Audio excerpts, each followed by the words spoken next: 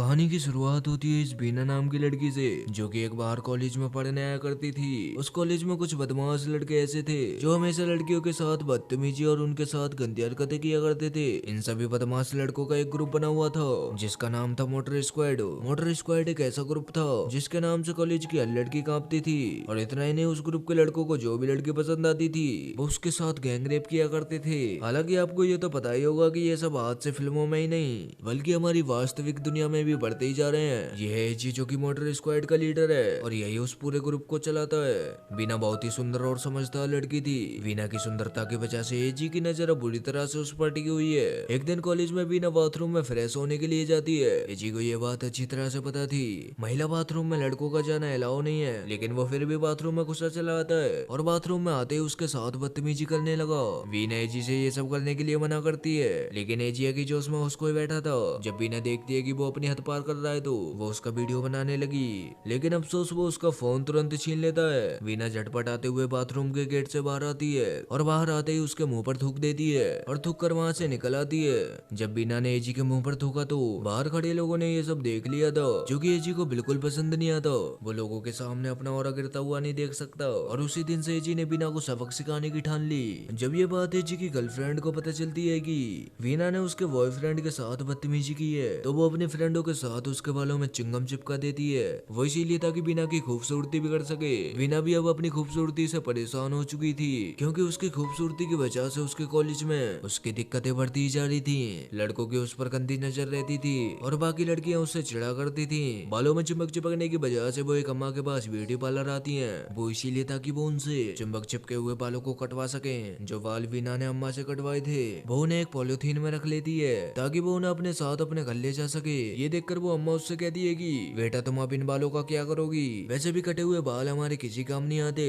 बाल कटने के बाद कटे हुए बाल पूरी तरह से मर जाते हैं। वीना अम्मा से कहती है कि अम्मा ये कटे हुए बाल मैं अपने पास इसीलिए रख रही हूँ ताकि मैं इन्हें बार बार देख सकूं और ये याद रख सकूंगी आखिर इन बालों को कटवाने की वजह क्या थी। इतना कहते ही वीना और वीना की फ्रेंड लिंडा सैलून से बाहर आती है। सैलून से आने के बाद लिंडा और वीना अपना मनोरंजन करने के लिए शेयर बॉल स्क्वायर पर आती हैं। शेयर बॉल स्क्वायर एक ऐसी जगह है जहाँ पर लोग कार्टूनों का रूप लेकर अपना टैलेंट दिखाया करते थे। वीना वहाँ पर कार्टूनों के टैलेंट का आनंद ले रही होती है कि तभी उसके पास उसकी अम्मा जान का फोन आता है। वीना और लिंडा ये दोनों ही फ्रेंड एक मुस्लिम फैमिली से बिलोंग करती हैं। वीना की अम्मा जान शहर का माहौल खराब देखकर उसे जल्दी घर वापस आने के लिए कहती हैं। वो इसीलिए क्योंकि अब बहुत ज्यादा रात हो चुकी थी और यहाँ तक कि रात में इतने टाइम तो मोटर स्क्वाड अपने शिकार के लिए निकल पड़ती थी। वीना की अम्मा जान उसे फोन पर अच्छी तरह से समझाती हैं। दोनों लड़कियां घर जाने के लिए रोड पर आती ही हैं कि तभी लिंडा का बॉयफ्रेंड अपने दोस्त के साथ वहां पर आता है और लिंडा को सेफली घर छोड़ने के लिए कहता है। लिंडा का बॉयफ्रेंड जो था वो बहुत ही समझदार इंसान था,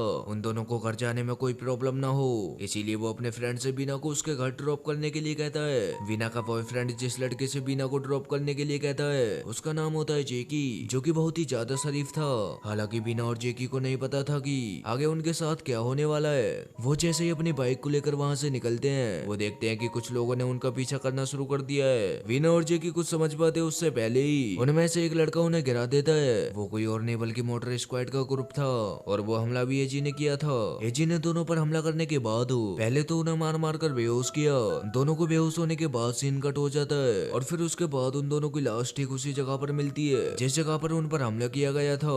एजी एक पुलिस इंस्पेक्टर का बेटा था और शायद इसी वजह से वो कॉलेज में लड़कियों के साथ छेड़छाड़ और बदतमीजी करता है। 2 दिन बाद जब बीना के घर वालों को बीना की लाश मिलती है तो सबसे पहले बॉडी को अस्पताल ले जाया गया। बॉडी की हालत को देखकर पुलिस वालों ने बीना के घर वालों से बॉडी का पोस्टमार्टम करने के लिए बोला, लेकिन अफसोस बीना के घर वालों ने बीना हमारी बेटी हम उसकी चीड़फाड़ होते हुए नहीं देख सकते और ऐसा कहकर उन्हें पोस्टमार्टम के लिए साफ मना कर दिया। उसके बाद बीना की बॉडी को घर लाया गया। बॉडी को देखकर कोई ये नहीं बोल सकता कि उसकी मौत किसी एक्सीडेंट में हुई है, क्योंकि बीना की बॉडी को कोई उखाड़ कर देखता तो उसके पूरे शरीर पर कुछ ऐसे निशान दिखाई देते थे जो एक एक्सीडेंट से बन ही नहीं सकते।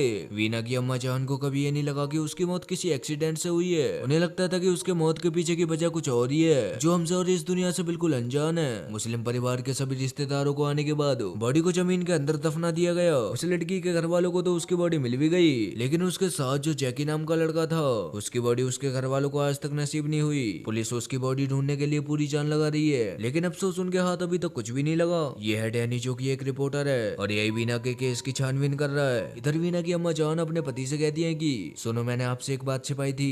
वीना के अब्बू कहते हैं कि कौन सी बात हो। वो कहती हैं कि जब मैं वीना की बॉडी को साफ कर रही थी तो मैंने उसके शरीर पर कुछ अजीब से निशान देखे और रोते हुए बोले कि वीना के अब्बू हमारी वीना का एक्सीडेंट नहीं हुआ है। वो बोले कि हाँ ये बात मुझे भी पता है, मैंने भी उसके शरीर पर अजीब निशान देखे, लेकिन हमारे पास कोई सबूत नहीं है। हमें पुलिस वालों ने इसे एक्सीडेंट बताया है और हमें पुलिस वालों की बात माननी पड़ेगी, वो इसीलिए क्योंकि हमारे पास कोई सबूत नहीं है। उसके बाद जैसे वीना की अम्मा जान उसके कमरे में आती है तो वीना का एक बॉक्स बेड पर खुला पड़ा था। वीना की अम्मा जान मनी मन सोच रही थी कि ये बॉक्स तो मैंने कुछ वक्त पहले अलमारी में रखा था। वो सब कुछ नजरअंदाज करके वापस उस बॉक्स को अलमारी में रखने के लिए चाहती हैं तो उन्हें अलमारी के अंदर से रोने की आवाज आती है। वो अलमारी को खोलकर देखती हैं तो उसमें वीना की आत्मा थी, जिसे देखकर वो बहुत डर गई। अगले दिन लिंडा और वीना की अम्मा जान थाने आते हैं उसके इसके सिलसिले में बात करने को कि वीना की मौत किस कारण हुई। पुलिस वाले अपने फॉर्मेलिटी पूरे करते हुए कहते हैं कि हाँ अभी छानबीन चल रही है, जैसे ही हमें कुछ पता चलता है तो हम आपको तुरंत इन्फॉर्म कर देंगे। और ऐसा कहकर उनसे वहाँ से जाने के लिए कहते हैं। वहीं पर डैनी भी खड़ा था जो कि पुलिस वालों की फालतू की बातें सुन रहा था। डैनी जानता था कि पुलिस वाले अभी इस केस को यहीं पर दबाना चाहते हैं, लेकिन डैनी ऐसा बिल्कुल भी नहीं होने देगा। अब तो लिंडा को भी डरावने सपने आने लगे थे जो कि वीना से रिलेटेड थे। सपने में लिंडा देखती है कि वीना ने लिंडा के चारों हाथ पैरों को बांध रखा है। लिंडा वीना से मदद की गुहार लगाती है, लेकिन वीना के मन में तो कुछ और ही चल रहा था। वीना धीमे धीमे आगे बढ़ती हुई आती है और बीच में से उसका मुंह फाड़ देती है। लिंडा चिल्लाती हुई अपने बिस्तर से उठती है और घबराते हुए चैन की सांस लेती है। अगले ही दिन लिंडा के पास डैनी आता है, वो इसीलिए ताकि वो वीना के बारे में सारी इन्फॉर्मेशन ले सके। डैनी लिंडा से पूछता है कि लिंडा कॉलेज में तुम्हारा किसी से झगड़ा हुआ था या कोई ऐसा इंसान जिस पर तुम्हें शक हो। लिंडा उससे बेझिझक बोलती है कि हाँ एक एजी नाम का लड़का था जिस पर मुझे पूरा शक है। डैनी इतनी इन्फॉर्मेशन लेने के बाद उससे थैंक यू बोलता है और वहाँ से अपने घर आता है। घर आते ही वो अपना लैपटॉप खोलता है और एजी के बारे में छानबीन शुरू करता है। काफी देर छानबीन करने के बाद उसे इंटरनेट पर एजी की एक फोटो मिलती है जिसके नीचे बायो में मोटर स्क्वाड लिखा हुआ था। इधर एजी का बाप आज शाम को इस शहर को छोड़कर जाने वाला था। वो अपने बेटे एजी से बोलता है कि मैं यहाँ पर जिंदगी भर तुम्हारी गलतियां नहीं सुधार सकता। ये जो गलती तुमने की है ये कोई मामूली गलती नहीं है जो पैसे देकर दबा दी जाएगी। और इतना कहकर वो उसके रूम से चले जाते हैं। उसके माता पिता को उसके रूम से जाने के तुरंत बाद ही उसे कुछ अजीब अजीब सी आवाजें आने लगी, मानो जैसे कि कोई बर्फ टाइप का कुछ खा रहा हो। एजी अपने बाथरूम में जाकर देखता है तो उसे जमीन पर बहुत सारी बर्फ पड़ी हुई मिलती है। एजी समझ नहीं पाता कि आखिर ये हो क्या रहा है। वो थोड़ा और आगे बढ़कर देखता है तो उसे पूरा वॉशिंग टब बर्फ से भरा हुआ दिखाई देता है। देखते देखते उसके अंदर से वीना निकल कर आती है जिसे देखकर एजी पूरा खेल गया। वीना ने एक बुरी आत्मा का रूप ले लिया था। वीना जब उसे बुरी तरह से मार रही होती है तब वो उससे कहती है कि तुम जितने लोगों ने मेरे साथ वो घिनौना काम किया है मैं एक एक करके उन सबको मौत के घाट उतार दूंगी। वीना एजी को छत से नीचे गिराने ही वाली थी कि तभी उसके बाप ने मौके पर आकर उसे बचा लिया। इधर डैनी छानबीन करने में अपनी पूरी जी जान लगा रहा था। हालांकि बिना डैनी की कुछ नहीं लगती थी, लेकिन फिर भी इंसानियत के नाते वो उसे न्याय दिलाने के लिए इधर उधर सबूत इकट्ठा करते हुए डोल रहा था। वो लोगों से मोटर स्क्वाड वालों के अड्डे के बारे में पता करता है। इधर लिंडा वीना की दी हुई एक चिट्ठी को पढ़ रही होती है कि अचानक से उसके अंदर वीना की आत्मा आ जाती है। वीना लिंडा के अंदर प्रवेश करते बुरी तरह से चिल्लाने लगी। चीखने की आवाज सुनते वीना की अम्मा जान उसके पास आती हैं। वीना की अम्मा जान उसकी ऐसी हालत देखकर एकदम हैरान हो गई। वीना के अब्बा ने वीना से बात की तो वो उनकी आवाज सुनकर और ज्यादा रोने लगी और रोते हुए बोली कि अब्बा उन दरिंदों ने मेरे साथ बहुत बुरा किया। वीना के अब्बा उससे सारी बातें पूछने लगे कि आखिर उसके साथ हुआ क्या था और उसका इतना बुरा हाल किया किसने। वीना ने एक स्क्वाड का नाम बताया जो कि वही स्क्वाड थी जिसके बारे में मैं आपको पहले बता चुका हूँ। वीना अपने अब्बा को मोटर स्क्वाड के हर एक लड़के का नाम बताती है। वीना के अब्बा बिना समय गवाए अपने मेन मुद्दे पर आते हैं। वो उससे पूछते हैं कि आखिर उसकी मौत कैसे हुई। वीना शर्म के मारे और तेजी से रोई और बोली कि अब्बा उन कमीनों ने मेरा रेप किया। वीना का रेप किसने और कहाँ किया था वो उन्हें सारी जानकारी बहुत ही बारीकी से देती है। वीना का रेप किसी एक लड़के ने नहीं किया था बल्कि मोटर स्क्वाड के ग्रुप में जितने भी लड़के थे उन सब ने बारी बारी से वीना का रेप किया। सब ने उसका रेप करने के बाद उसके साथ एक घिनौना काम और किया। वो सभी एक एक करके उसके हाथ पैरों पर अपनी अपनी बाइकें चढ़ाने लगे ताकि उसके हाथ पैरों में जितनी भी हड्डियां हैं वो सारी टूट सके। वीना के साथ जो जेकी नाम का लड़का था उसे भी बड़ी बेरहमी से मारा गया। दोनों को जान से मारने के बाद उन्हें उसी जगह पर लाकर डाल दिया गया जहाँ पर उन पर सबसे पहले हमला हुआ था। वीना जब ये सारी बातें अपने घर वालों को बता रही थी तो वहीं पर एक मार्लियाना नाम की लड़की थी जो कि वीना की सारी बातें रिकॉर्ड कर रही थी। सारी बातें रिकॉर्ड करने के बाद मार्लियाना नाम की लड़की ने उस रिकॉर्डिंग को इंटरनेट पर अपलोड कर दिया, जिसके बाद वो सारी बातें पूरे शहर में बुरी तरह से फैल गईं। लोग बाग वीना के साथ क्या हुआ ये सब जानकर उसे इंसाफ दिलाने की गुहार लगाने लगे।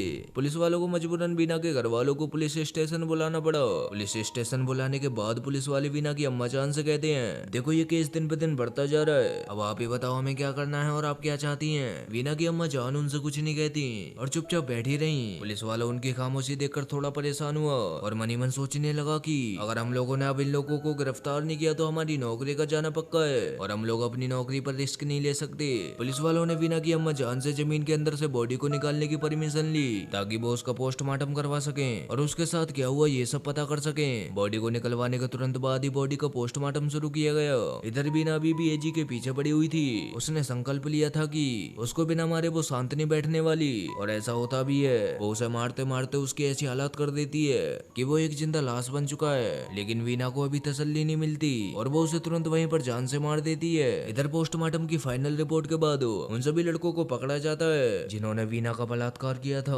उन सभी को पकड़ने के बाद उन सभी को सलाखों के पीछे डाल दिया गया और वीना का प्रतिशोध पूरा हो गया। दोस्तों इसी के साथ हमारी इस मूवी का यहीं पर एंड होता है। वीडियो अच्छी लगी हो तो वीडियो को लाइक करके चैनल को सब्सक्राइब कर देना और मिलते हैं नेक्स्ट वीडियो में। तब तक के लिए जय हिंद।